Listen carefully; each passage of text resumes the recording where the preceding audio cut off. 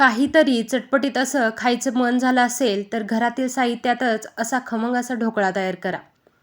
जर तुमच्या घरामध्ये इंद्रायणी सोडून इतर कोणताही जाडा तांदूळ असेल तर त्यापासून तुम्ही असा खमंग ढोकळा तयार करू शकता.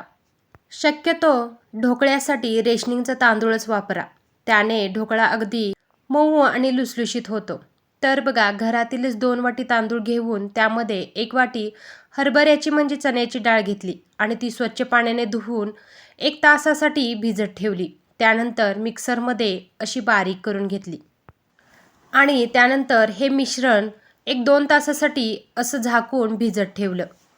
त्यानंतर चवीनुसार मीठ आणि 1 चमचा अशी हळद टाकली आणि 5 मिनिटासाठी फेटून घेतलं. मी माझ्या घरी जी हळद वापरते ती केमिकल फ्री आणि घरगुती हळद आहे. जर तुम्हाला अशी हळद हवी असेल तर वर दिलेल्या नंबरवर संपर्क करा.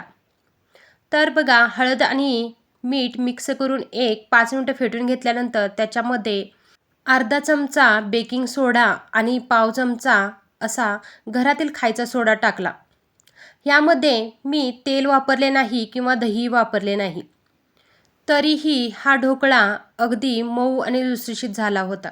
त्यानंतर गॅसवर कढई ठेवून त्यामध्ये 1 पेलाभर पाणी घालून उकळण्यासाठी ठेवले आणि त्यानंतर ज्या भांड्यामध्ये आपल्याला ढोकळा करायचा आहे त्या भांड्याला पहिल्यांदा भरपूर असं तेल लावून घ्यायचं आणि ते भांडं अर्धं होईल एवढंच ढोकळ्याचं बॅटर त्याच्यामध्ये ओतून घ्यायचं आणि त्यानंतर कढईतील पाण्याला उकळी आल्यानंतर त्याच्यामध्ये आपल्याला हे ढोकळ्याचं भांडं ठेवायचं आहे.